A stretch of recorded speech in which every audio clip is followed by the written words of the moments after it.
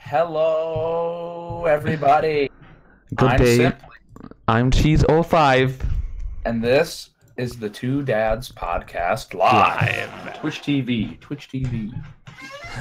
Episode 14. Welcome everybody. It's been a few weeks since we have our last since we've had Yes. of course we were at SGDQ but the good news is that we had a little special episode, I guess, at SGDQ.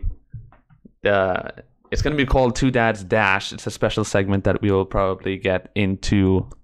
There'll be more updates as the days go by on Twitter, especially. So stay tuned for that. I don't know if Simply wants to elaborate on the dash a bit. Sure. We got the Two Dads Dash. We got our chance to get our hands on some of the greatest speed gamers in the world and, sit down and have a little conversation with them. And it'll be a nicely edited compilation of answers to various questions, and it should be a good viewing experience. Shout outs to our boy Kopitz. He is doing the work on that thing. Thank you so much to Kopitz. So that'll be out soon. We're now officially back on the road. I know it's been rough. I know you've needed your Two Dads dose, and here we are. We've got 4 dads for you today, so we're packing the heat, to say the least. Cheese05, would you like to hear some news in the speedrunning community? What's been going on? I would love to, but I think the viewers as well would like to hear. Oh, well, of course. Well, let's get this thing rolling. All right, hit me with it. It's been a while, so we've got some news. Not too much, but Anyway, Drozdowski, the man, the myth, the legend. He's finally done it. 641.85 in Super Mario 64. 0 star. Got the world record. He's been grinding at it for months and months, on and off.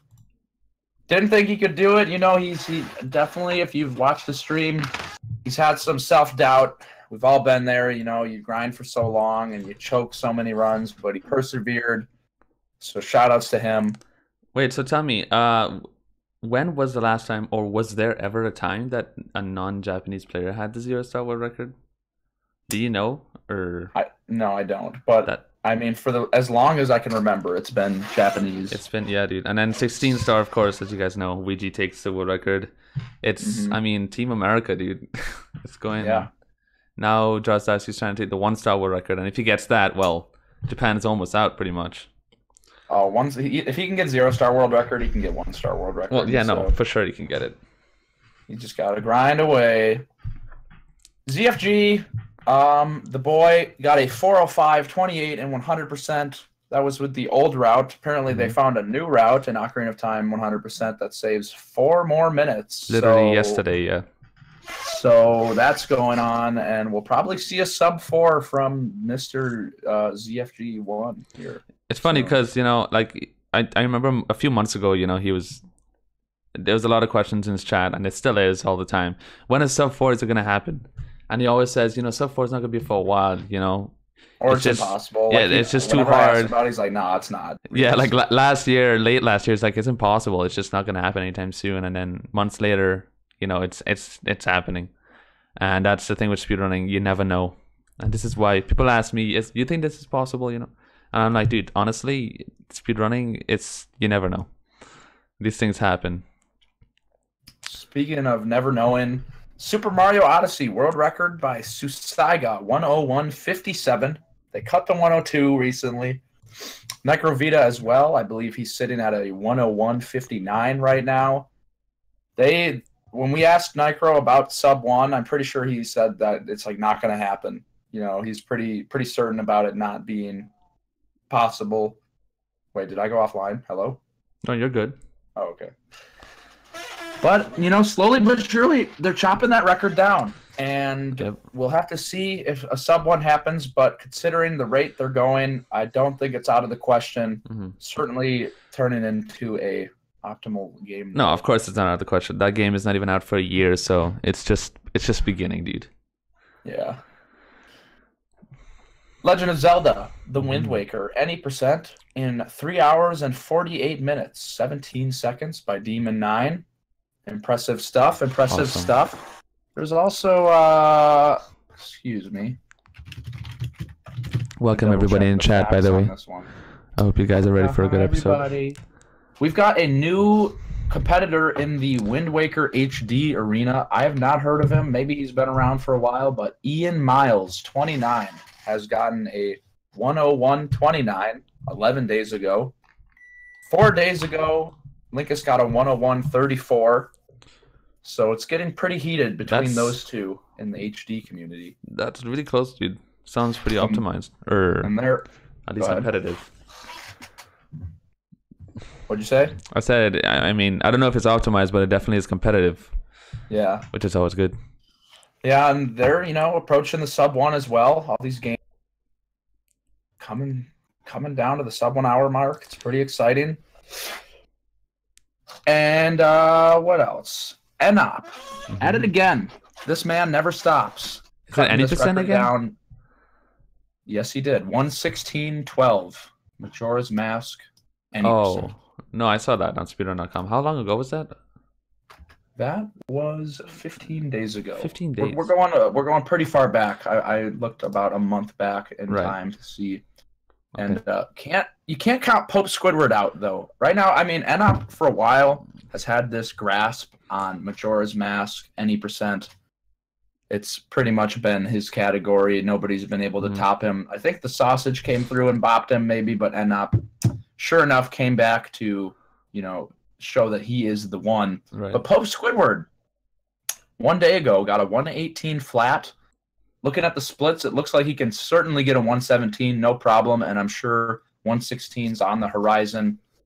That would be pretty hype. Pope Squidward getting world record in Majora's Mask, any percent. That would be awesome.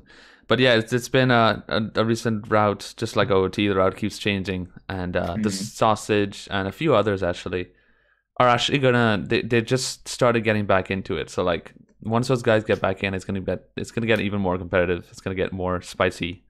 And Pope Squidward has some work to do. He got to keep working to keep up that rank because those other guys are gonna come for him.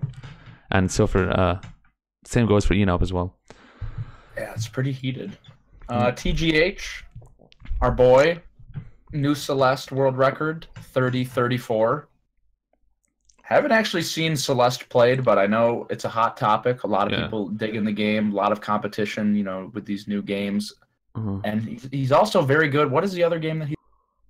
He ran Undertale. He had world record for a while. Oh yeah. I think he's second place now. No, I think he's second place. I actually started watching Celeste a lot recently. After the SGDQ, pretty much.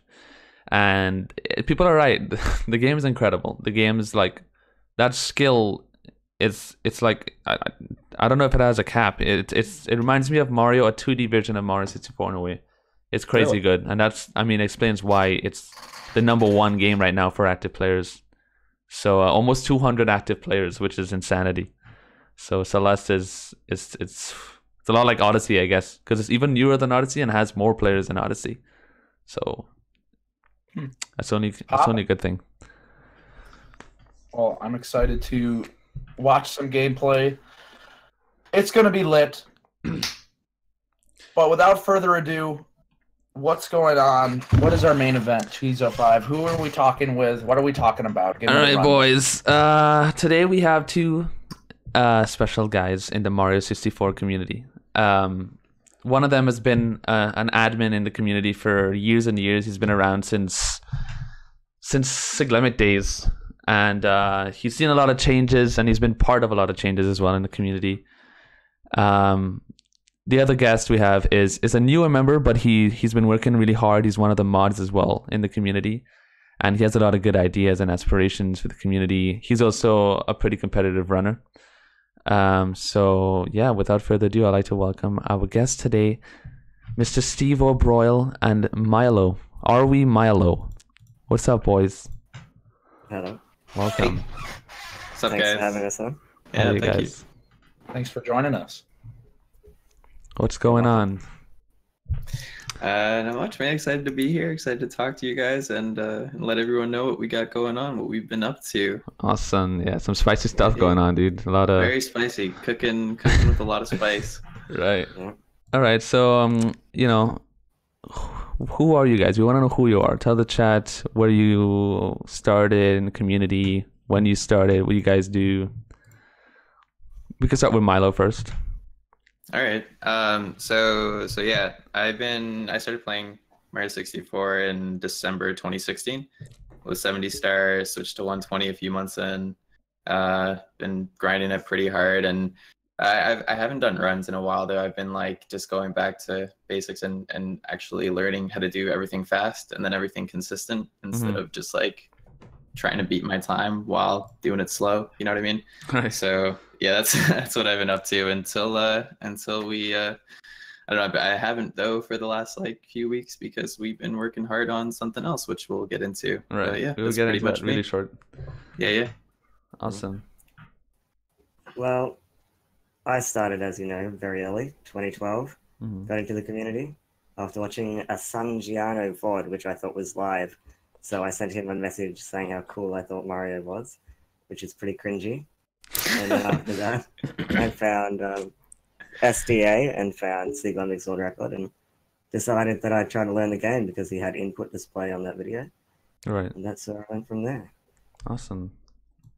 Okay, and your involvement in like the admin side of things, when did that start more or less? Or how did it start? Okay, well, in 2015, I'd been in the community for quite a few years and made a few friends with some of the top runners after just, having some practice calls in Tiny Chat and in Mumble. And then Discord came about. And as soon as that came about, the Mario community got a little bit more serious with how we treat things because we were aware that, we're probably the most popular speed game and that if we were going to see things be legitimate, we had to take it a bit more serious in terms of leadership. Of course. And so a group of people got together and made like a Discord and made the mods channel and everything. And well, there was Steve Massey was a mod actually. This is quite a funny story. Steve Massey was a mod in the SM64 Discord. And Toast Rider said, "Do you want to be a mod?" And I'm like, "Yeah, okay." And he said, "All right, well, I'll swap you for Steve Massey. Nobody will know." He put me in mod and picked Steve Massey. And then, yeah, that's how I became mod in the beginning. Right. How did Steve feel about that? Did he ever find out? I have no idea, to be honest. This is probably when he's going to find out. But low-key, everybody, please. Yeah. I don't want to hurt Steve's feelings. He might still think he's a mod. Awesome. Okay, so Milo, since you're new into the scene, what's your opinion on the community based off like all the work in Discord and stuff? Are you proud with the community? You think it's going in the right path? You think it's improved? So it's hard for me to say if it's improved because I got, even though I started playing in December 2016, I didn't actually I think Blue Bob came into my chat like maybe 3 or 4 months into me playing. And he was like, "Hey, are you in the Discord?" I was like, "No, I didn't. I don't know what Discord is, right?" Right. And he was like, "Yeah, here, I'll link you this invite." And I thought it was some private secret Discord that was I was like, "Oh man, I'm getting recognized for playing. That's so sick." And then, yeah, anyway, Right.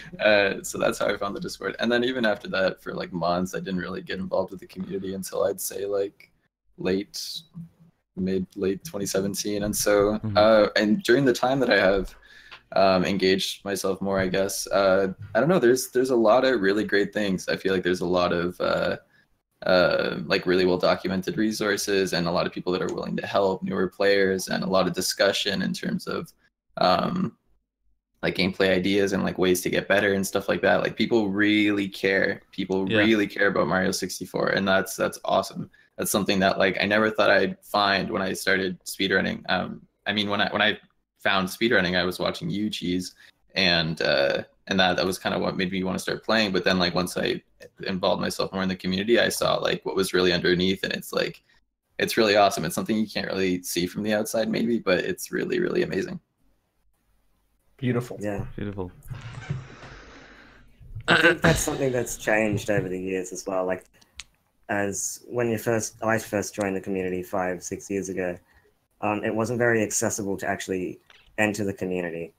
It was more the clique of the runners, and then it was outsiders would try to get in, and there was a lot more toxicity.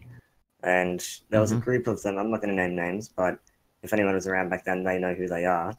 They were really quite bullies in the community. It made it very difficult for anyone to feel welcome. But as you know, I think with Discord coming about, that really changed that, because it was like it created the community into more of a community rather than a clique with viewers from the outside. Right. Having that available with people like Toast Rider and Arcserk and Adam Pass making guides and just all these different things for accessibility for new runners. I think that made a huge difference. I totally agree. That's a good point. Yeah, for a while there's always been strats coming out, and huge shout outs to Eris for like his ideas video. I don't know. I know Steve was around for that. I don't know if you caught that video, Milo, but there's like this hour. There's either an hour or it's 2 like 2 hours hours long. Yeah, there's two of them. There's a 2013 and a 2015. Yeah. The former 16-star world record holder, White Eris, had compiled like this super long video of all these ideas he had, and a lot of them turned out to be like really good and really fast, and some of them saved like a lot of time. So he was like our early age Adam Pass, and like I don't know who else these days is coming out with strats. Oh, well, I think all of them put together. Pretty much everybody. Like, you go on the Discord, and it's another reason why Discord is so good. You go on the Discord, and we have a gameplay ideas section, and you go there almost every day. People post clips of, hey, look, I found this. How about this strat? You know, and there's always new stuff going on. Just today, Pittacris, he was trying something in TTM Box Star, and he said that he found this little strat, and I made a video of it, and it was faster. It was about 0.3 seconds faher. And really? I posted a video, but apparently it was already a strat from before. But from just that, you know, it's another strat that's possibly, you know, RTA viable, you know, because everybody working as a community, this is what happens. Yeah. And even Wilco came up with some really cool strats in SSL, like diving for the coin line. Like you'd think that's obvious, but it wasn't. And, you know, it's just kind of. That saves a lot of time. It all depends on the. Huge. Yeah. Is there any kind of movement that you guys have come up with, like little tiny optimizations or like little things you started doing yourself and then they ended up being faster? I don't think I have. There was one that simply, it was mostly simply. We both worked on it, but it simply came up with the original idea in HMC 100. Do you remember that simply back in 2014-15? There was a cycle in HMC 100 where you get the spider to consistently come to you at the same spot. So you could kill it a lot faster than before to grab the 3 coins. Is that what's called early spider now? Yeah, I guess so. But now it's like the norm. It's like the normal strat. Yeah. Apart from that, I know that there was cannon. Yeah, there's that too. Apart from that, I know there was. Oh right. Especially in the 100 coin routes, and they were all actually derived from the White Aris videos of the compilation videos. BOB 100, BBH 100 was a big one. The BBH 100 has always been done with the merry-go-round star for years. I don't know if you know. Yeah. So one day I saw this video, a White Aris post about doing BBH plus reds, BBH 100 plus reds. I saw the video and I saw this is a totally RTA route. You know, let me try it out. I made a video of getting a 2-second better time than the merry-go-round route. And then as we worked more on it, we realized it saves like 7-8 seconds, you know, and it became the route. That was crazy. That's sick. Yeah. Well, anyway, World 100 as well. That changed. Which one? The Wet Dry World 100. Oh yeah, that too. People used to just do what you do in 70, but now they do that with reds. Yep. That's a significant amount of time too, right? That's like more than 5 seconds. Yes. 8 seconds. Yeah. Pretty much. It's pretty big stuff. Pretty big. Okay, so go ahead. Go ahead. No, I was gonna change the topic. So if you have anything else to say on this topic. Oh no, that's what I was gonna do too. Okay, cool. Get in there, Daddy. Yeah. Transition me. To change the subject a bit. Me, Milo, and Steve were having a big conversation on this topic the other day. Simply wasn't part of it, but we're gonna fill you in on it right now. It was basically talking about splits in speedrunning. Splits are something that people kind of follow to an excess, per se. And a lot of viewers like the idea of, you know, watching splits and the progression with split times, etc. And they have all these things like comparisons, best possible time, etc. What do you guys' opinion on the whole splits thing? Do you think it's really that necessary? Do you think it's overlooked? I think the overarching problem is that so like it obviously started out as a cool way to keep track of your pace and, you know, your progress, and let people see like a visual representation of how your run's going. But what it's turned into, at least in my opinion, and I think in your guys's too, is this obsession with, you know, how your current run is actually going, and letting that affect how you're playing and your mentality, and like you actually being able to enjoy the game. Right. I think that's like the biggest thing. Yeah, I think it's created.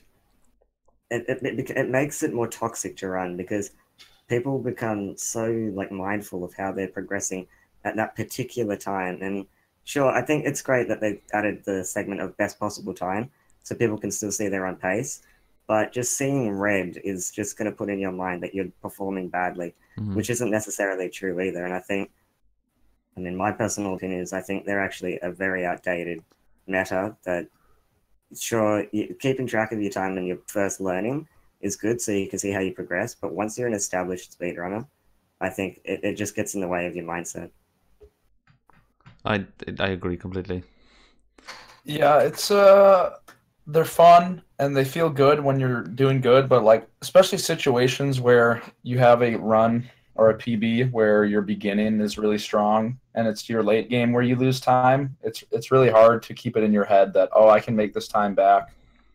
And because usually you'll be in the red and it's just like discouraging, and then you have people coming in and they're like reset, and it's just like Yeah. Yeah, A big thing I think is like it zeroes in, it like emphasizes your mistakes. Like it takes away, you know, the goal being to actually beat your time or to just play the game and complete the run. And it turns it into, you know, my HMC was really bad. Like I'm on this terrible pace. Like, should I reset now? Like I'm way too deep in the red. Like it just looks terrible. If I start again, I can probably save this time, when you don't know what's going to happen in the rest of the run. Right. And so, yeah, it's just this like obsessive, and obviously some people handle it much better than others. Some people, you know, if you're on a run where you're 10 seconds ahead and the next split you're like 2 behind, some people are like, it's fine, it's okay. But some people really, really like, you know, it affects them. Like I was green, now I'm red. This run sucks now. All right. You know, and so it's just unhealthy. Even in the other way, even when you're in the positive and you're doing well, it's going to affect your mindset. Like you'll get much more nervous because you know you're on really good pace, and then that'll cause more mistakes. I think they're just a major distraction, and not only are they distracting in that sense, but you're always looking at them, like you're always looking away from the game. And I think just losing attention on what you're actually doing is a big thing.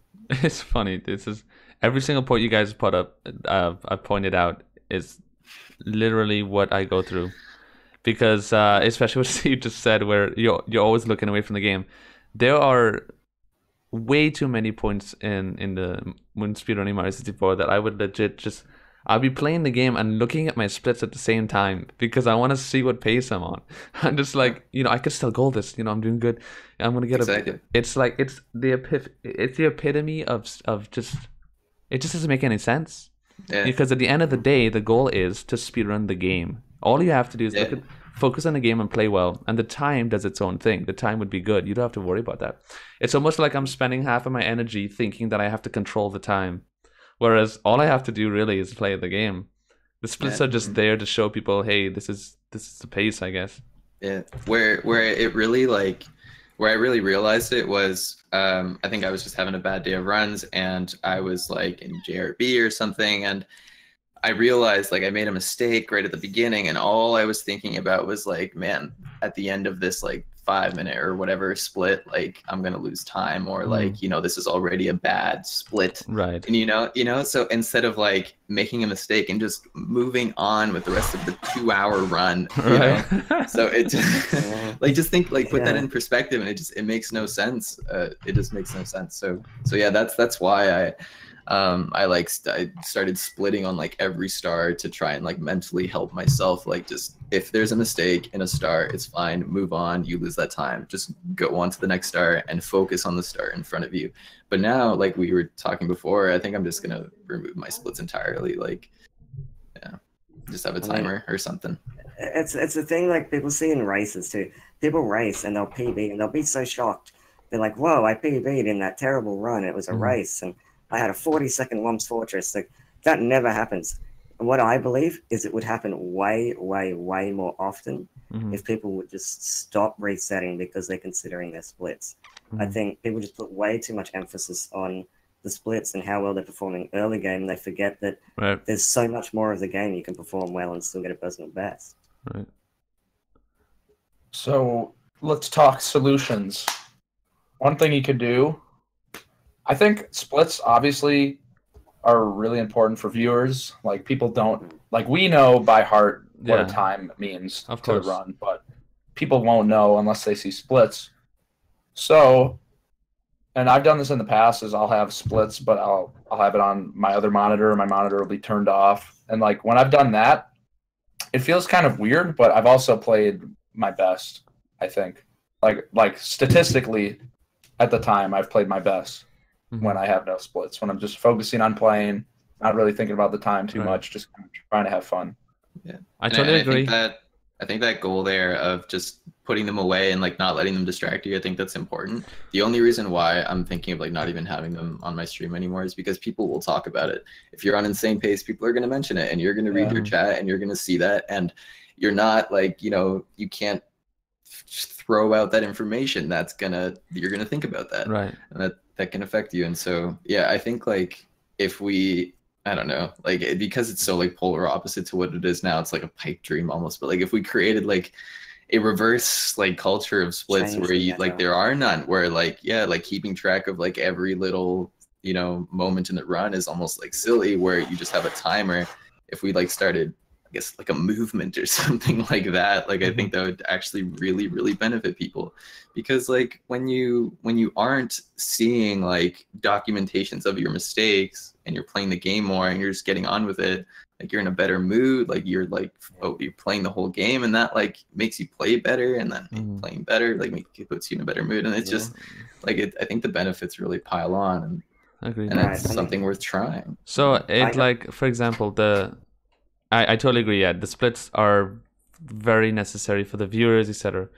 And I think the solution is quite simple, like what Simply did, or what I did. So for the past 2 days, I kept it kind of quiet. I didn't really tell my chat much. But the past 2 days I've been doing runs, I haven't been looking at my splits at all. I had the splits, but I drag it to the bottom corner of the screen where I can't see it. And I definitely noticed a difference in terms of just being able to speedrun the game without worrying as much about wanting to reset, because I don't have the splits problem. I'm just playing the game, and when I make a mistake, the first thing I think is, okay, let's just play good from now on. You know, I don't think, oh god, the rest of the split is going to be bad, like you mentioned before, Milo. It really is a big help. I do want to point out as well that the chat is talking about Liam Kings a lot, and yeah, I mean, I can't deny the fact that Liam Kings is obviously having trouble lately in his runs, and a lot of times he's, you know, resetting and feeling bad about the run. And again, you know, he's talking a lot about the splits, how the split is so bad, this run is bad. But again, he's, you know, I feel like if he could benefit a lot from what we're talking about right now. And I think he's just caught up in it. Yeah. And I think the reason for why a lot of people can get to that place is because of what they see on streams, right? It's like the examples that have come before them, people splitting, people being upset about bad splits, people resetting over bad splits. And yeah. So yeah, the fact that he PB'd on a race and he lost 40 seconds in Wumps, you know, just think about that. And, you know, one of my world records, the 139.28, I lost 10 seconds in Wumps. I messed up Canalus or Aldous, so I think it was Canalus. You know, every other top runner would reset missing Canalus. You know, it's always an issue. And I don't know what made me not reset in that run, but I messed up once and I was kind of like, you know, screw it. It was one of my last runs of the day, I remember, and it ended up being a PB. So again, just all these things just prove the point. Yeah, that's something's got to change. Whether it's like no splits at all and just a timer, or like some, I don't know. So, but there's got to be a better way than obsessing over bad splits and resetting. I know Siglenic started to do just the timer thing, and I think it was for a mindset thing. Like he said, yeah, I still got the timer. I know my pace though, because he's been doing it for so long, so he knew his pace already. I think he just wanted to get rid of that whole I'm in the positive, I'm in the negative thing, which is, he eliminated some of the problem. But I think not looking at all is better. Like, I think at the end of the day, you just want to improve at your speedrun. And people have too much emphasis on getting the personal best. The personal bests will come as you improve. And what do people say all the time? Like, you practice to get faster and you do runs to get more consistent. So in the end, what you should do is split that into a really consistent pattern of practice and runs. When you're doing runs, that you should actually just, in my opinion, consider that another form of practice where you're going to complete every run you do because it's what you're doing for consistency. And in those attempts, eventually you'll get PBs. And I believe if you put it over a 3-month period, you would get more PBs if you completed every run than you would if you were resetting to try to get PBs. Right. We got to get the speed labs going. Yeah. Once speedrunning takes off and goes to them, well, it's already going there, but once we go full parabolic and there's just millions, then we'll get the scientists in here and we'll get the splits versus no splits. There you go. I definitely think really the data. I definitely think it's a secret new meta that needs to be introduced, but that's our something opinion. worth experimenting with, at least, sure. to change your perspective.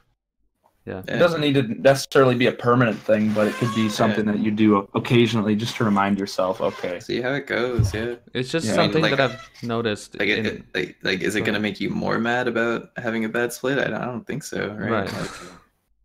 Yeah. I mean, Toast Rider did it. Like, I asked him to do it for me because, in the community, I don't have the best RTA personal best. So I said, look, I need someone good to test my theory for me, because, like, he would reset runs that are, 49 pace and all this, and he'd go, they're terrible runs.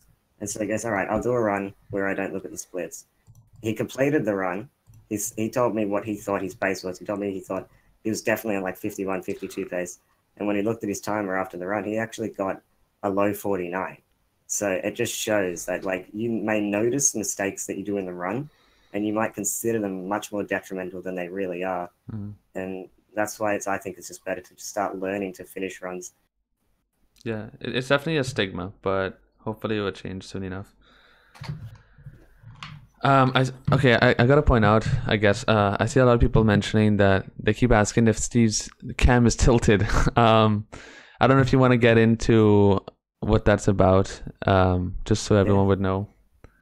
Okay, well, a lot of the people in the community already know that I am disabled. Right. So it is a physical disability.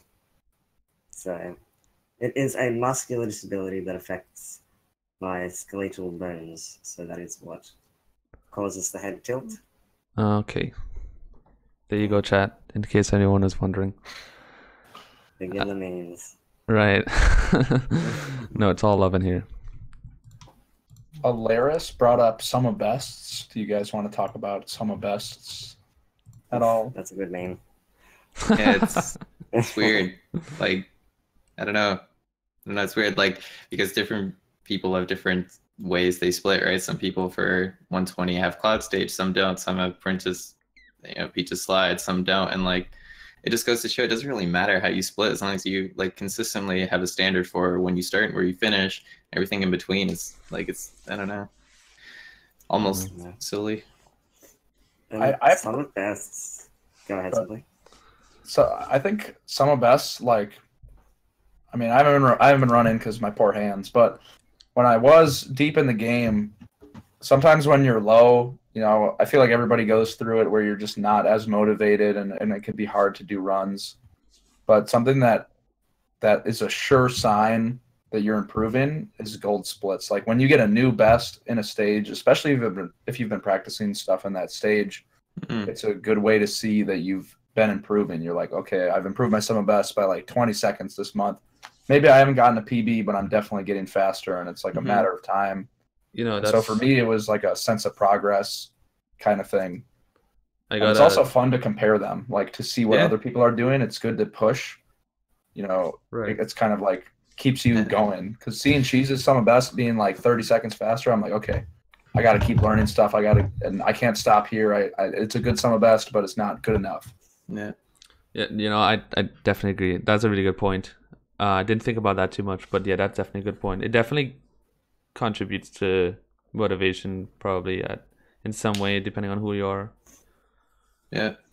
I definitely agree that like documentation of progress is important, and because like Mario 64 is such a like intricate, like really detail focused game on like all these little like time saves and stuff, like keeping your progress on like every star, every stage, and every like segment, you know, like basement and upstairs and stuff. I think that's important. But yeah, I think the way we do it can be improved.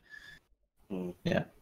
I think Summer Best is relative as well. It really depends how many runs you finish, and people compare Summer Bests where someone has done 2,000 completed runs, 20,000 attempts, to someone who's done 50 completed runs, 200 attempts. Like, and it's going to vary dramatically, and it doesn't necessarily mean, in my opinion, that those runners are much different in skill. Right. It's just, you know what I mean? And I think another way you can resolve but I want to see my progress, and I'm not going to use splits. I'm not going to see my progress.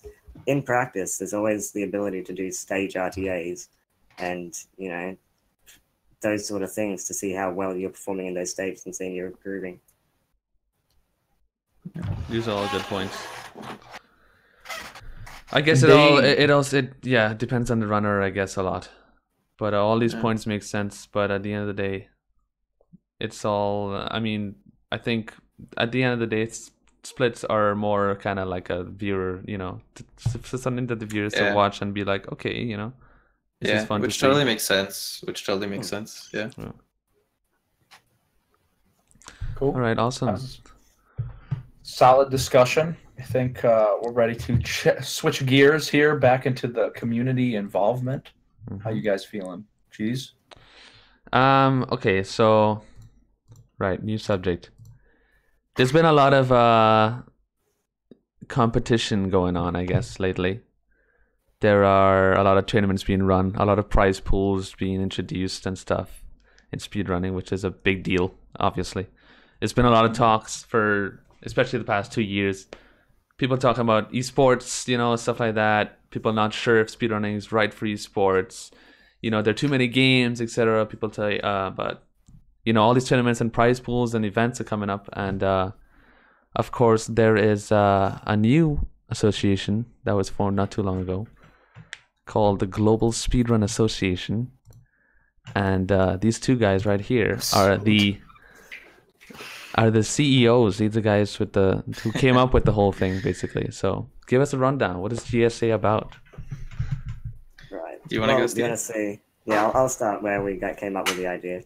Well, as some of you in the Mario Discord may know, that we created just a bit of a side game thing. Like, we finished practicing, finished doing runs. So we play like Scribble and Monopoly and stuff online with some community members. Mm-hmm. Well, I, myself, and Milo were playing, I think, Webopoly or something. Yeah. And we were all in a call, and we were just discussing, you know, different ideas for events, because I wanted to do the relay event, which is coming up, the Ultimate 120-star relay. And we're just discussing like how we could get events going and what ideas would be. And Milo mentioned something about, you know, running a certain type of event. Yeah. Which had also. Yeah, I guess Ohad had a similar idea as I did. For like months, I had been sitting on this idea of like just thinking about esports and how I don't know, I've thought of speedrunning as like esports is like kind of lesser known cousin, like, in a way or something. And there's clearly like a desire for competition and people like doing races and bingos and stuff like that, and people love watching that. And so I thought, what if we did like an NBA style league, like where there's like a regular season and playoffs, and it like happens once or twice a year or whatever. And, you know, it's like, it's really hype, like seeing some of the tournaments already and stuff, and how people show up to like really support runners they follow, you know, especially in the later stages of tournaments. Like, it's awesome. It's really, really cool. And so I thought that, you know, there was something boiling there. Like there was like this underlying like desire of like what's next for speedrunning, which is not a new topic, but it's like, you know, it's like I don't know, it's yeah, it hasn't begun. It's like it's evolving. And so yeah, when we were playing Monopoly or whatever, we were talking about stuff like that. And you know, because I knew that Ojai and Steve were moderators, I had never really told anyone about my idea because I was kind of a nobody in the community. I wasn't like that good, and I wasn't a mod or anything, and I wasn't really that engaged. And so yeah, like I told them because, you know, they're mods, and I was like, what if they thought it's a good idea, and what if we did it? You know, what if we set up I don't know, we ran events and then like see where that took us. And they shared my enthusiasm. Like they all like really thought it was, you know, something that they wanted to do themselves. And so yeah, that's kind of where it began. So yeah, we got into discussion. We got some plans going. We decided we wanted to take it 100% serious because it is something that, like, in the community, I'm a bit like, simply, as you know, like, obviously I'm disabled, so I'm limited with how much I can perform in speedrunning, but I love being part of the community. I think it's such a positive environment. Like, I wanted to be involved as much as I possibly can without having to feel the pressure of doing something I didn't want to do, which was like full game RTA to be involved. So I thought, you know, I'll sort of assign myself the role of community events coordinator. And so that's where it began. We decided to get in a group, discuss our layout. Thought, you know, let's just actually make this more of an actual company and make it an organization, something that we can do long term. So it's not something that we just do as a hobby and it would take a lot of time. It was something we could really take seriously. And then long story short, we got a few more people involved, including YouTubes and Simply. And that's where we decided, okay, if we're going to do this, we need legitimacy. We need it to be backed by something very important. And if we're going to do it properly, we actually need to be on speedrun.com. So that's where we organized the conversation with Pac. We had a big pitch with Pac at about a 2-and-a-bit-hour conversation with him. And that is where we got picked up by speedrun.com. Awesome. Yeah, we made this whole business presentation. I mean, you guys were there for this, but for the viewers, yeah, we made this business presentation. We had Cheese and Simply on board, and you know, they saw the same vision. They were like, yeah, let's do something. Like let's make something of this. And yeah, we all got on a call with Pac, and it went awesome. Pac was excited. Pac was like, yeah, like how can I help? You know, let's do this. You know, you guys on speedrun.com, let's go. And yeah, He liked the idea awesome. A lot, for sure. Yeah, he did. Yeah, I loved it. Okay, so that's what GS is about. Break us down, and you guys mentioned the whole league aspect. What are the ideas? How do you guys plan on, and if there is a league, how would it be structured? What is the whole background of it? Right. Why do you think it will work? The way it would work in an esports environment, I think, is the real question, because you sort of go, you know, people just, you know, how can you do that? Well, the format would be like as competitive as possible. So we need to reward people for performing well and taking big risks and making it exciting and, you know, extremely competitive. So you're not just like, as you'll see in a race, somebody may be several minutes behind another person. So the person in the lead can take it very safe. Whereas, you know, in this league idea we have, you get rewarded for not getting a bad time. So if you know, when you're in a race, you need to get a good time to actually progress in the league. Right. So coming first is obviously the most important thing, but performing well also may get you the edge in the actual league. Right. So let's say that the person wins a race and gets a low 48, but the person coming second gets a high 48. It's still a really good thing for him because he gets a really good time, which in turn I guess would give him more points, et cetera, et cetera. For sure, yeah. Which you know, in the way we formatted it is really going to matter, you know, in the later stages of the regular season when people are fighting for like a higher seed for the playoffs. It's like, you know, if I'm, you know, in like 6th place or something in the league, and I'm on, you know, like pretty safe, like mid 49 pace going into Tippy or something. But like if I really push for it, I can get a 48 and get like a couple extra points, over, the person that's in 5th or something to get that higher seed.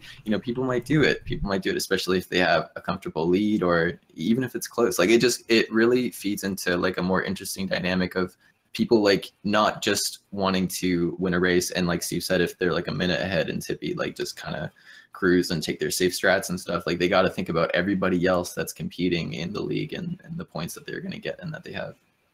Yeah, right. And the format of speedrunning is, it is time-based because that is just how it is. It's like a fighting game is fighting. Like, that's just what it is. So you need to perform to get the better time to actually progress. That's what makes it competitive in the first place. And I mean, there are ways to make that, like, variable. You can add variety by adding different types of RTA. Like, you don't always have to do the same thing to make competitive. And that's something we're going to implement into different games as well, because the different games have different types of competition. So we have some really great ideas for them as well. So until we have, like, right now we want to start at this league with multiple divisions for Mario 64 and hopefully at least two other speed games in January 2019. And until then, what we want to be doing is putting on, like, I don't know, like really finding our feel and like our place in the community and establishing ourselves by running, the stuff like the Ultimate 120 Relay, the fundraiser event this weekend. We have like a bunch of other announced that I don't think we've announced yet, but we want to do like just a bunch of tournaments and bingos and stuff like that to really, to get our groove until, and then, the big launch of what's next in January. Right. So I'm sure we'll get into the events and stuff coming up more in detail really soon. But a bit more on the actual goal of the association. There are other there've been, like I said before, there've been many tournaments, etc.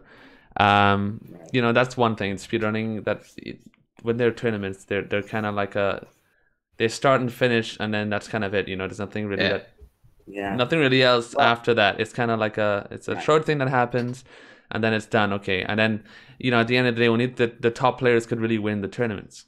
Exactly. But with the league-based system, it's a whole different. 100%. Yeah, and having structure. Yeah, and having multiple divisions, and also giving it a chance. What we want to do something that we want to do is have like a amateur tournament for like during the league as well. So if the league is like 4 or 5 months or something, somewhere in there, we want to have an amateur tournament to give up and coming runners or people that picked up the game and are putting in a lot of hours also a chance to potentially compete not only in this amateur tournament, but also if they do really well, if they come top 4, then they'll have a chance to actually get themselves a spot in one of the divisions for the following season. And there's like some more, like intricacies in that. That's some more details about it. But that's the idea. Is it's great for the top players, people that are almost top players, and new players as well that want to get good. So it never seems like the pro players are like too far out of reach. It's like, no, like there's a way to do it. You just got to put in the time, put in the hours, put in the practice, and you can be in the league.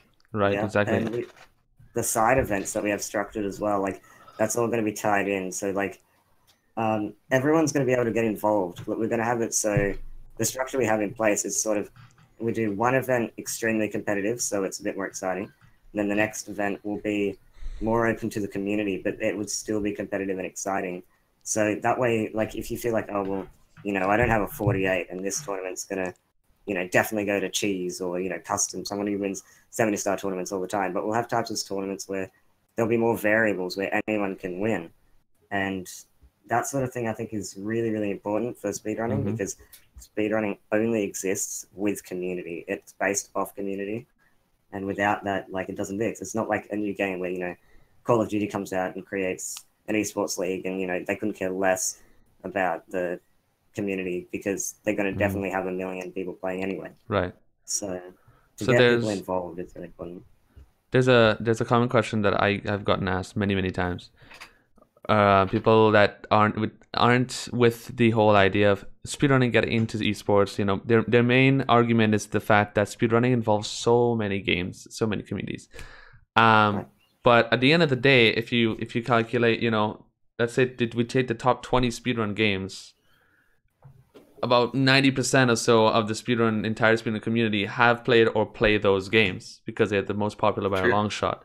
So at the end of the day, you know, I'm guessing GSA's main goal is to get leagues of not only Super Mario 64, of course, but to get as much games as you can. Right. And the idea is to get the popular games as part of the league. And each game has their own league controlled by someone in the community.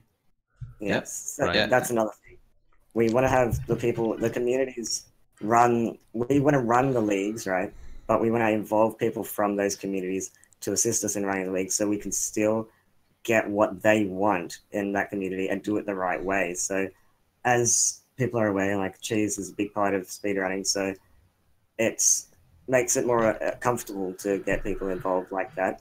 And we've had Pit in talks with people from the community, and Ocarina of Time will be one of the three, I think, leagues that we're going to start off with. And they have an extremely exciting structure that they're going to do that with. Keeps it different. It's not just, you know, this is what we're talking about, where it's not always going to be the same kind of let's just race vibe. It's the Ocarina of Time community has their way of doing things, and it has a way we can do a league that's really exciting to watch and be part of.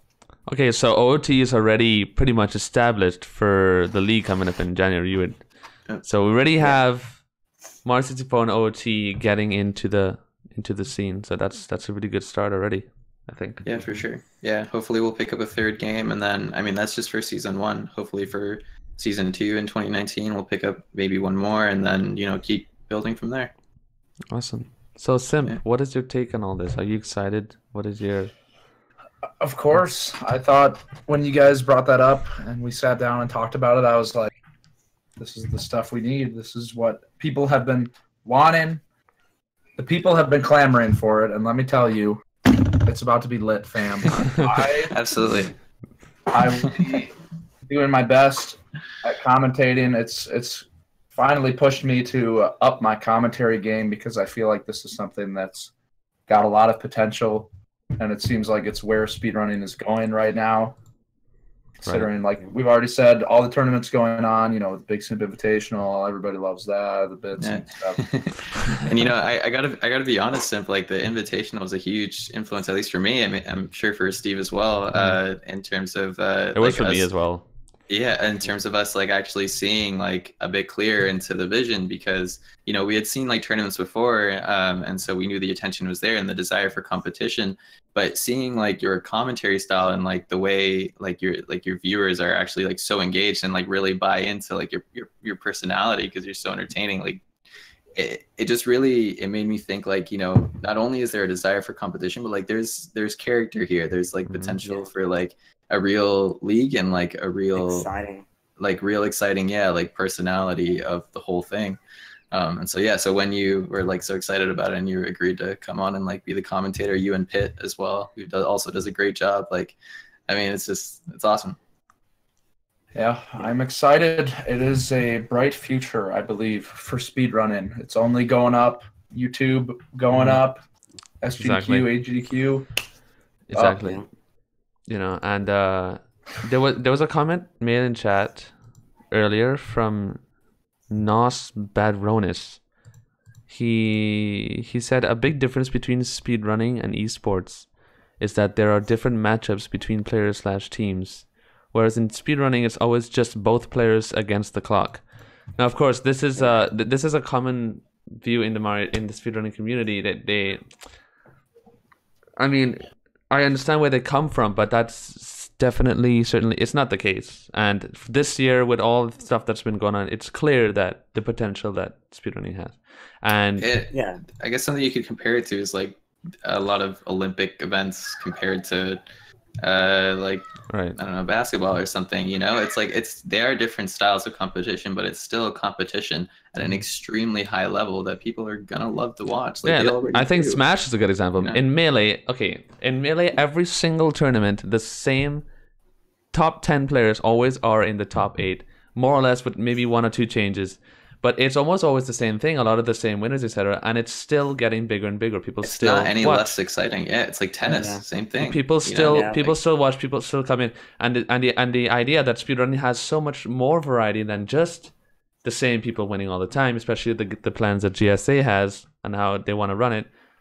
I don't see how it can't be, prosperous, I guess. I also believe the way you can counter that variable is by having like different categories. So it's like you know what I mean? The thing about speedrunning is there's so much variety. Like tennis is tennis, you know what I mean? You got doubles, you got singles, and then that's where it ends. Where speedrunning, you've got like racing a certain popular category. You've also got like bingos. You've got different categories that have other variables, and I think that's what can keep it fresh as well. Exactly. And there's unlimited potential in my opinion.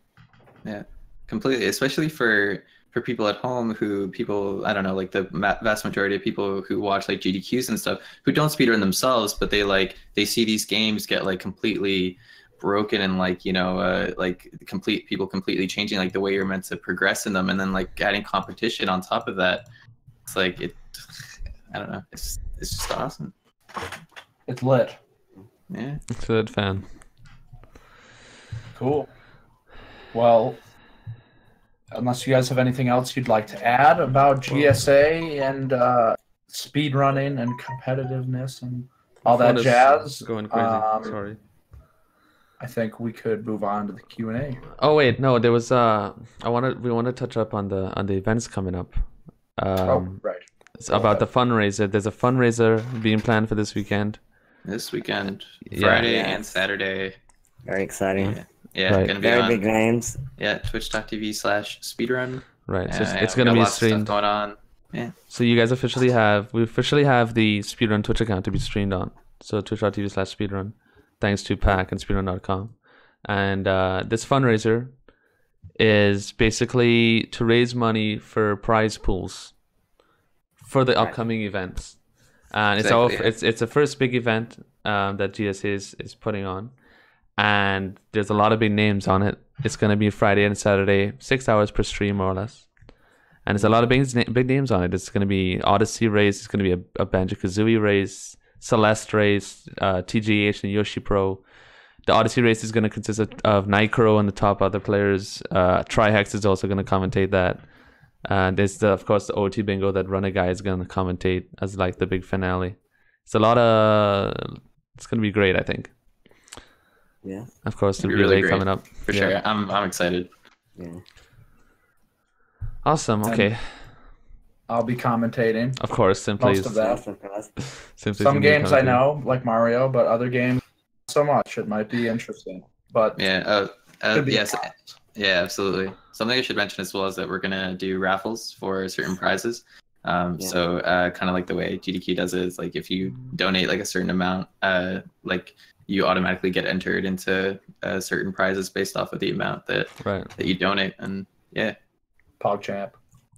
Yeah. Also for anyone who hasn't already, go to our Twitter, Global Speedrun, and check out the promotion video that we made for it. Courtesy of D whatever. Did a really good job on the video editing. So check it out. It's sweet. I could post it in chat real quick. Thank you. All right, so we could start getting to the Q&A session if you guys don't have anything to say, and then from the Q&A, okay, Blue Bob going in hot already. Let's do it. Yeah, so we officially have entered the Q&A zone of the 2Dat. All right. If you guys have any questions, go ahead. We'll be doing this until pretty much the end of the podcast. So, post them in chat. If you post them in the 2Dads Discord questions section, that's like a guaranteed we'll read it. It's just an easier place to see them. Okay. In the 2Dads Discord, right? Right, as well. Automatic, I see a good question from Exodusa. He or she asks, what is the difference between GSA and the speed gaming tourneys like LTTP, Rando, etc.? Sure. You can take it, Steve. Go ahead. Okay. Well, the difference is with us is that every event we do will be linked together, so it's not going to just feel like a one and done tournament, and somebody wins and then everyone forgets about it. Plus, on that sense, we're also going to have prize pools to every single event, and they're going to be as significant as we can possibly make them. So it's a bit more exciting for the runners and it's a bit more exciting for the viewers. So we're going to have things like you would see in sports. Every event affects your next event's seeding. So if you come first in one event, in the next event, you'll be placed as the best seed. And it'll make more incentive for people to continue competing. It'll keep the followers knowing what's going on because they can follow their favorite runner like they would a sports player. And yeah, I think that's just a bit more of a... Yeah.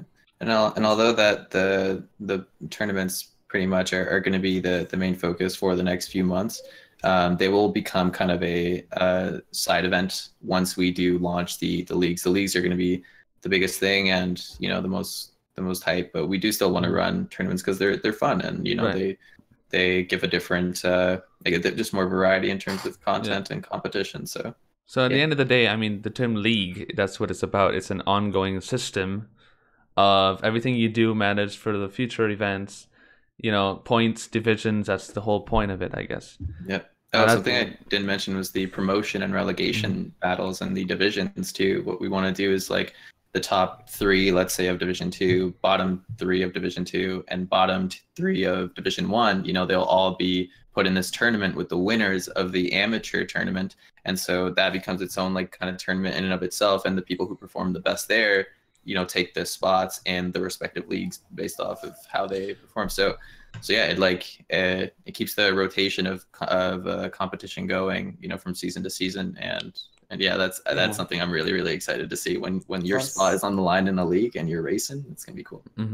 Yeah, and it creates a new aspect for speedrunning. Like, as much as it's not new, like everyone's done races, everyone, you know, it has been competitive. There has been tournaments, but having a league and something that chains together consistently is going to create a new environment for speedrunning where it's not just people will be speedrunning for personal bests. People will also be speedrunning for competition so that they can become a better player for competition.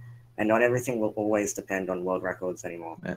It'll depend on you can be the best runner in the world without having a world record. And I think that's true anyway.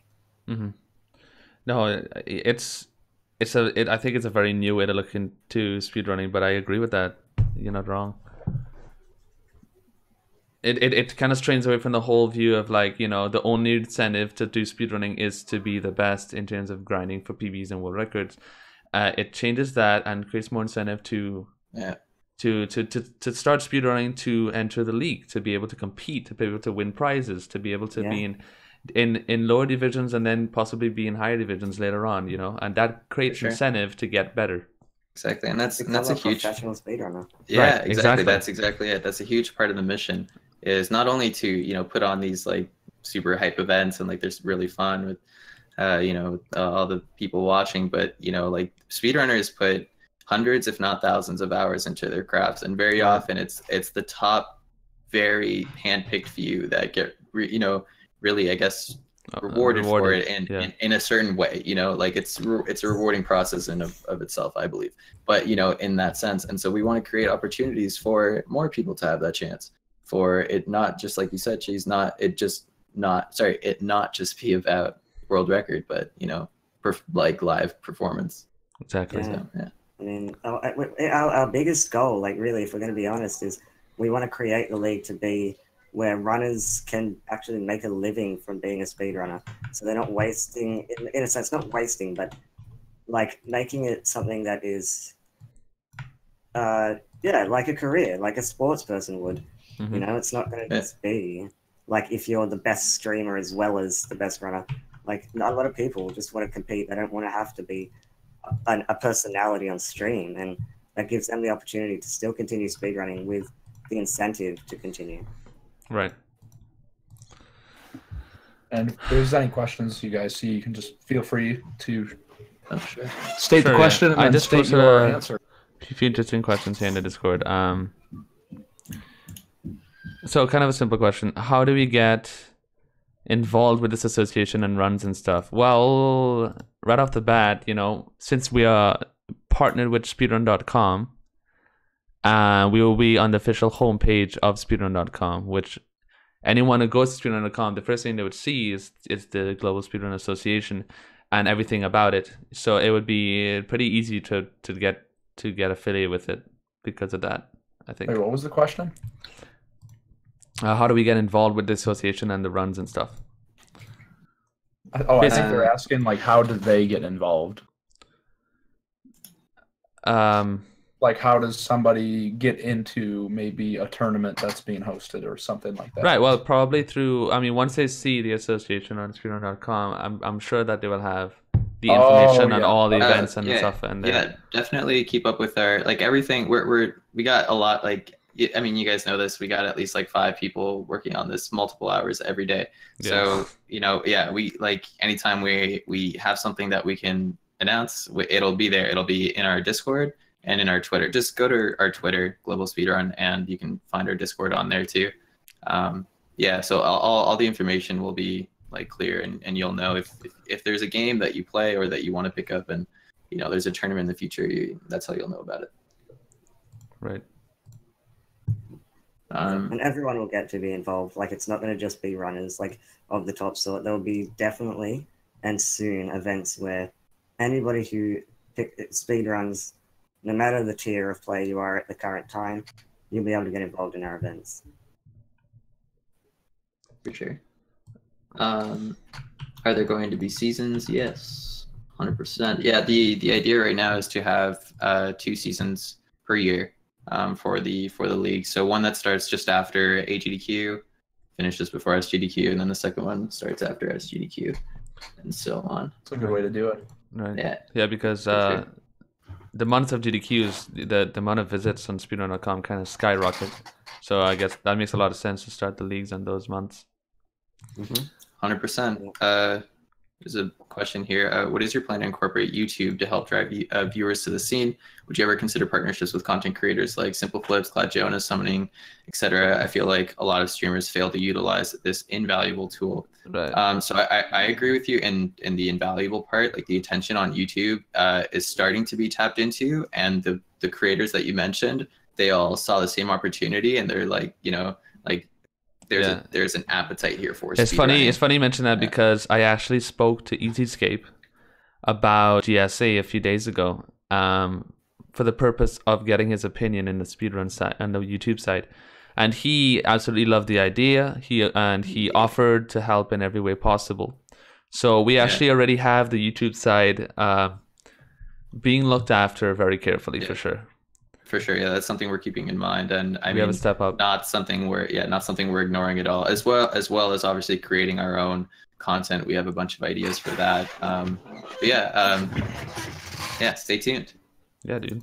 Pretty interesting question right here. Is it even worth pursuing a career in gaming/speedrunning if you're not really passionate about it? Does it even pay enough to comfortably live off of? This is a very broad question. Yeah. Okay. The way I could answer this is like, assuming everything goes perfectly to plan, as people are, if you're aware, like, as Cheese is picked up by an organization like Beast Coast, and there are other gaming organizations that are already seeing that eventually speedrunning will become competitive. Like, that's why they're being picked up. Just this year alone, 3 esports teams, well, not only this year, have picked up speedrunners as part of their organization. That includes Beast Coast with me, Caleb Hart, Majin Phil, Carcinogen, and like 2 others. Allegiance has picked up a ton. Grand Pooh Bear and Oats and Goats and these guys. Just this year alone, all these guys have been picked up by these associations. There's obviously an interest. Yeah. So making a living, like, not only are we going to, our intention is to make our league's prize pools like quite large, really significant, something that would be like another gaming tournament where you win that league, you win enough to continue doing this as a living. And gaming organizations will want to be part of that brand and push out and, sponsor players as well to continue, because, like, there's Optic Gaming with Call of Duty, and League of Legends and stuff like this. The intention is to have those organizations see this as a serious esport, like they already are, pick up those players, sponsor them, and I really believe in such as there's Twitch that makes money for speedrunners, and there's unlimited ways to make money out of this, I believe. Right, agreed. And not only that, the part where he's asked, is it even worth pursuing a career in gaming/speedrunning? if you're not really passionate about it. Well, I think that's a pretty generic question. It could be used for anything. If you're not passionate about something, why would you start it in the first place? It's not really a reason to do it. Whole other topic. That's a whole other topic, yeah. Yeah, for sure. By the way, I'm seeing a lot of questions. If you guys have, for all of your questions, if you want to post them again in our Discord, we have a questions channel. Again, go to our Twitter, and then that's where you'll find our Discord. We'll be more than happy to answer those one at a time. Yeah, in case we don't get around to all of them here. Yeah. And how will you spread the word that GSA exists around different platforms, games, communities? Well, we have, like, just because of how long we've all been in the community for, like, Cheese, Simply, myself, and the other people who are involved, which is like the High Bear Man and Gothic Logic, and Adam Pass, we have ties to all different types of communities. That's why on Friday and Saturday you'll see like the biggest names in speedrunning being there to support us. We have those ties to spread the word and make this. We have the ties for literally. If you could think of a top speed game, we have the ties. We have the reputation to make it work with them. For sure. Which are already being planned. Yeah. Another question. I'm thinking about getting into speedrunning, but I don't want to ruin my love for the game I'm thinking about speedrunning. Have you guys ever had this thought process? What do you guys think about ruining your love for Mario 64? I don't get that. I've never understood that. Yeah, me neither. That take. Yeah. I think it totally changes the way you look at it more than takes your love away from it. Mm-hmm. If anything, I love Mario a million times more because of this. Yeah, for sure. how what you can do in it, and like how, I don't know, just all the things that have been discovered and how much work has been put into really optimizing stuff. Like it's insane. And then how hard it is to do it. Like it's awesome. What was your opinion? What were you gonna say, Simply? You put Pretty Milo much. said it perfectly. Right. Yeah, no, I agree. The more I play the game, but not only the more I play the game, the more I improve in the game. Yes. It's the more replay value it adds, the more I love the game. It's just better and better. Yeah. Are you guys pursuing venture capital? Seems hard to make this kind of organization without a company like successful game developer backing. Yes, that's why we originally got speedrun.com involved, because we need legitimacy, we need backers to make this work, and we're already on that path. Right. So, yeah. Sure. As many people as we can get involved in endorsements, the better. It's just the idea is to have esports organizations to see this association and want to be part of it. Yeah, franchise to esports organizations like Beast Coast for Cheese. They'll pick up a really talented speedrunner that has done really well in competitions and be like, hey, we want to sponsor you to compete in this league. And that may be years away realistically, but that's the plan. That's the plan, is to franchise like that and give to make careers out of it.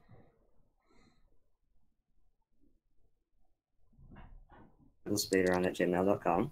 It's not just a pipe dream. It's not just we want to have fun and create some competitions and give away money and hope for the best. We are treating this seriously because we believe it's sustainable and we want to take it as far as we can for the communities, to make the communities grow, for the speedrunners, the viewers, everything. This is exciting. You see GDQ, how much that attention that gets. It gets hundreds of thousands of viewers. You know what I mean? They started in a room. Yeah. Imagine started in a room with a couple chairs. Right. Yeah. And if you look at the years of GDQs and the amount of money raised for every year and the increase of numbers, from 1 year later, the huge increase in the amount of money raised from just 1 year, and every year that came afterwards, it was just more and more and more. It's viewership, everything. Yeah. Viewership, money, everything. For sure. And going back to what I said about, this has been bubbling. This has been boiling for a while. And remember, we talked about this, every person, Pack, all these other, speedrunners, content creators around speedrunning, Twitch staff members, people that we've reached out to with this idea, literally not a single person has not seen it or taken convincing or said something negative. It's almost like everybody's kind of thought it, and we were just kind of the ones to initiate it. And now it's like this snowball effect that's happening with considering the people that want to get involved. You know, it's happening. So, Right. Yeah. Right. I saw a comment. Someone said that. What is it? Well, I see a lot of gamers who pursue money and subscribers, not necessarily because they love the game, or they may just really be good at the game, but they don't really like it, kind of like a normal job. That's a good point, but I could tell you one thing for sure from experience. There's no way that you could become really good at a speedrun if you don't care about it. Because the amount of work that you need to put into a game to get good at, there's no way you could put that work if you don't actually want to. Yeah. At the end of it, it's I think like whatever your driving force is, whatever your motivation is, that'll get you there. What if it is money? If it's money, like right now, I don't see why you would get into speedrunning. There's I mean, it's common information. Like there's much bigger industries than speedrunning. But if you picked up a speedrun and you fell in love with it and that's your motivation, like the money will come later. If that's what's at the core, like it'll come. Right. Not only that, so they were talking about you know, it's asking kind of like, is speedrunning big enough to really make, even if there's a professional league, what is it enough to make a living off of, etc. But you have to consider the fact that there's Twitch TV. Streaming is also, well, people already make their living off streaming. That's what I do for a living. And having professional leagues with you know, money involved, it just adds on to that. So there's not 100%. Only that, there's also just being an actual streamer, and as the person said, subscribers, donations, everything on being a streamer, it just adds on to that as well. And if you are successful in a league, it also gives you popularity, which could hence later on help you out in your streaming career if you want to have one. Right. And the last 8 years, if you look at the charts on speedrun.com from when they began, if you look at the growth of AGDQ and SGDQ and stuff, the growth has almost doubled in every year consecutively for speedrunning in the communities. For runners, like as in people who would submit runs who are active, for viewership, for endorsements, it has done nothing but grow dramatically in the last 8 years, and it's not stopping. Even like if you look at Nintendo, they considered speedrunning in the last 2 major titles they released. They considered speedrunning in Breath of the Wild. They actually said that they wanted an 80% category so you can go from start to finish as soon as possible, keeping speedrunners in mind. They know it's growing themselves. So there's only going to be, like Celeste, all these new games are now movement-based. They're creating movement-based games that are revolving around the speedrunners because I believe they see it as I do, where it is the next big thing in gaming other than just, you know, esports competition. You remember when Hat in Time came out? About a year ago? I think Simply as well. Multiple people, including Simply, I'm pretty sure, got emails from the producers of Hat in Time. They sent emails to speedrunners wanting to try out their game and see how the movement was. And I remember specifically in my email that was sent about giving me basically a free version of Hat in Time to play, to try out. And they were comparing it to Mario games. They were saying, this game is very similar to the games that you guys speedrun, etc. It's like they made the game for speedrunners. And now it's a famous speedrun game. It's a really good speedrun, Hat in Time. So it just adds to your point, basically. Yeah. Cool.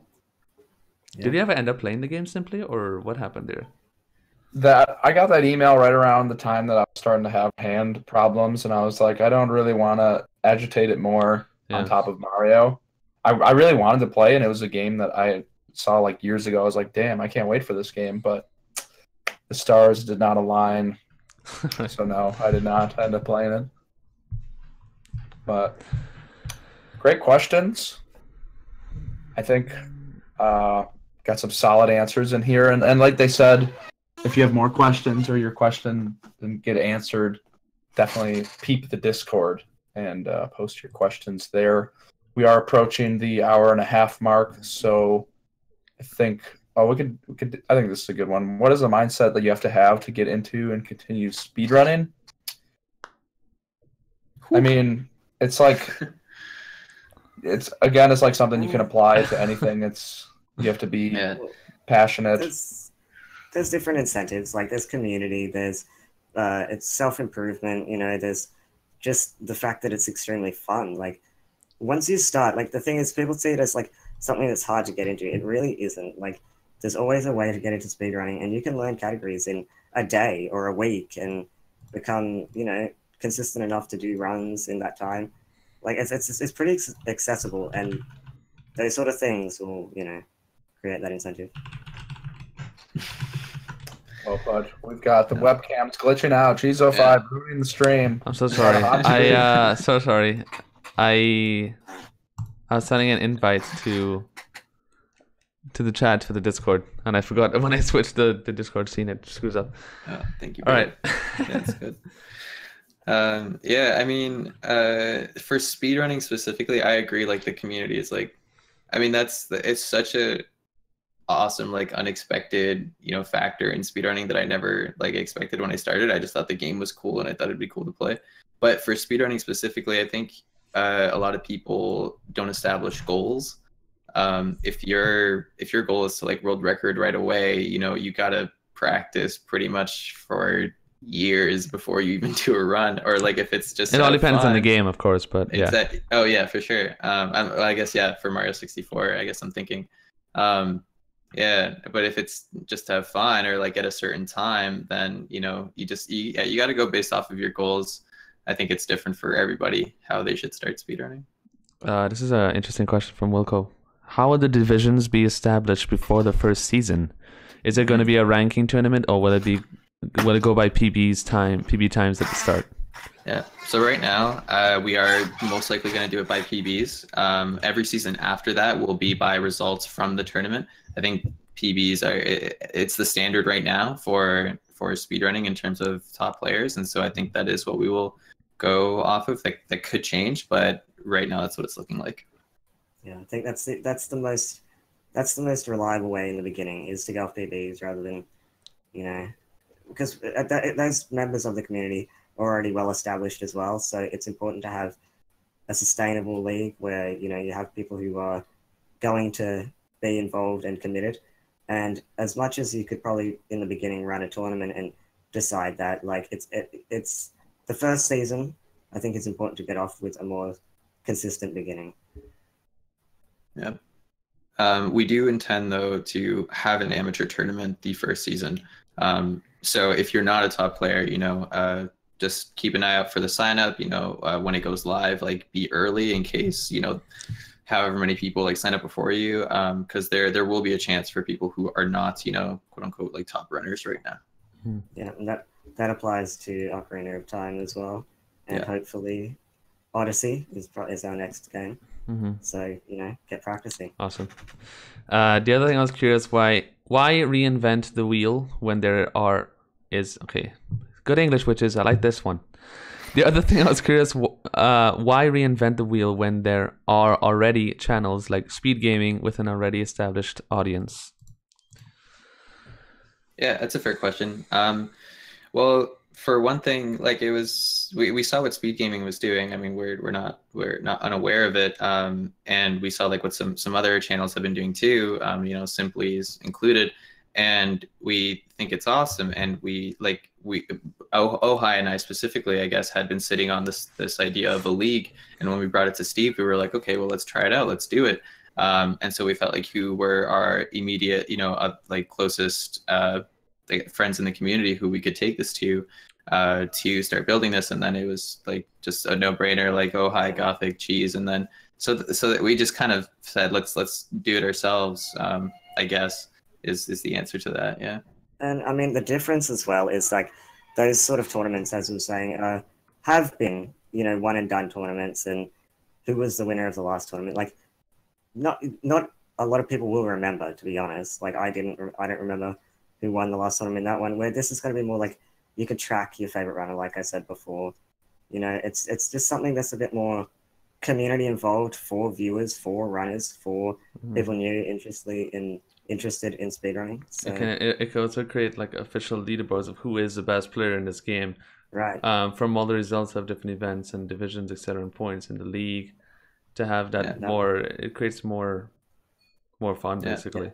And that'll all be on speedrun.com as well. So like when you look up the world record, you know, you'll be able to go on speedrun.com to look up world records for RTA, but also who was the best player in the competitive scene. Yeah, the GSA world record, the new meta. Exactly. There you go. Okay, well, there's a lot of questions, but we might have to wrap up soon. If there are any other questions that you really think that you guys want to answer, go ahead. We'll probably take like 2 or 3 more, and then we have to be done. Sure, I'll take one. Will speedrunners that do not speak English be able to participate in GSA? 100%, yeah. I mean, speedrunning has no. I guess in terms of resources of like learning the game, there is a bit of a language barrier.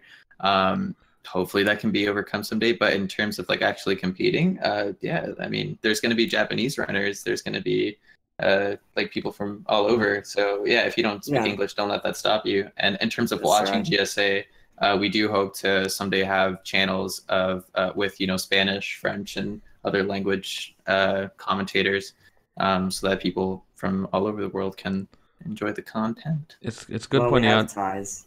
Go ahead. We have ties to the Japanese community, like pretty significant ones, and both Milo and Cheese speak Spanish. We have people who speak French. Like we have those ties.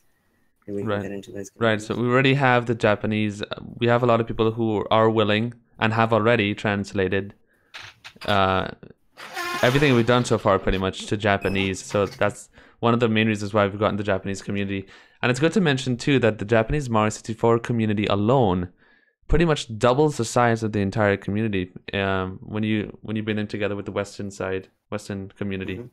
And that's only a good thing. It's huge. It's huge. It's huge. There's a lot of Japanese runners and just the whole community in general that's slept on. Right. Yeah. Okay. What else? I think Wilco's got a decent question. Mm-hmm.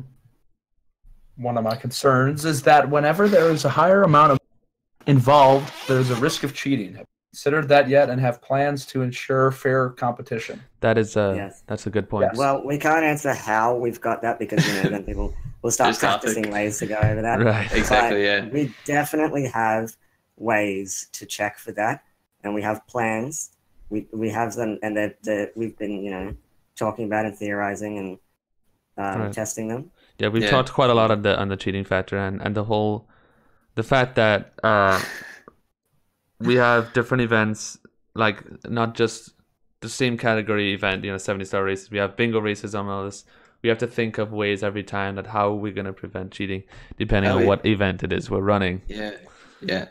I also saw, I forget who had asked it, but there was a question before about bingo, and we think as well as like a lot of other people that there's a lot of untapped potential in bingo. Just looking at the like in the Mario 64 Discord, the attention that bingo's gotten over the past like couple of weeks, like it seemed like for a while, for like almost a week or two, there was like every night, some bingos going on, and people were really liking it, like not just like some bingos, like 10 hours of bingo some nights. Right. So yeah, there's a lot of potential there for sure. It's really fun. So yeah. Well, cool, yeah, I mean, I guess we could basically say it now if we wanted to, but our next event will be bingo for SM64 straight after the Ultimate Freestyle Relay. Nice. So we may as well just say it now while it's being asked. Yeah. So like Steve said, bingo is it's going to be a tournament. The exact format, whether it's blackout, lockout, team, single, it hasn't been 100% confirmed, but that is seeing the amount of of desire there is for bingo. We want to experiment with it and see how big we can make it. Mm-hmm. With prize money. Woo. I saw somebody mention earlier about getting front page and stuff like that. I actually contacted Sinister1. He's a Twitch staff member. He's also affiliated with the speedrunning community, and he loved the idea as well. He asked many questions, and he said that he's definitely wants to help us out with the whole front page idea. Help us to get some promo. Front page, baby. Yeah, dude. So we have that covered as well, and that's only good news. Okay, guys. Anything left to say? Simply, do you have anything to add on? Anything? Nothing. I think we've covered a lot of topics, All right. and looking forward to seeing how things unravel. Awesome sauce. For sure. Thanks so much for having us, guys. It's been fun. Thank you so much for being here. I think this was Thank you. a really hype episode. For sure. Yeah, thank you guys for watching. We're really excited for the future, and yeah, just keep an eye out on our socials for what's next. Yeah, can you give us all of our tweets? Right, give us a rundown, Simp. Where can we follow the podcast? Where can we listen to it? We've got the Two Dads podcast available on YouTube shortly after this episode, and our boy Kopitz will be exporting it and putting it on the iTunes podcast app, the iPhone podcast app, and I believe it's Google Music or Play Music might be the name of the app for Android. Not 100% sure. One of those. Yeah, but we've got it. If you've got an Android phone, Apple phone, Two Dads podcast is available. So definitely take a look. We've got a lot of great episodes, a lot of great people involved, and drop a review if you like what you hear. It helps us out, helps with being found, and yeah, love you. Awesome. Love you all. Thanks for watching. I'll see you guys in the next one. I'm going to continue streaming right after this, but thanks again, Steve and Milo, for being here. I'm really excited. Yeah, thank you so much. That was good. We're all excited for GSA. Yeah, for sure. All right, talk soon. Bye. Bye. Love you. Love you guys. Bye. Awesome. I hope you guys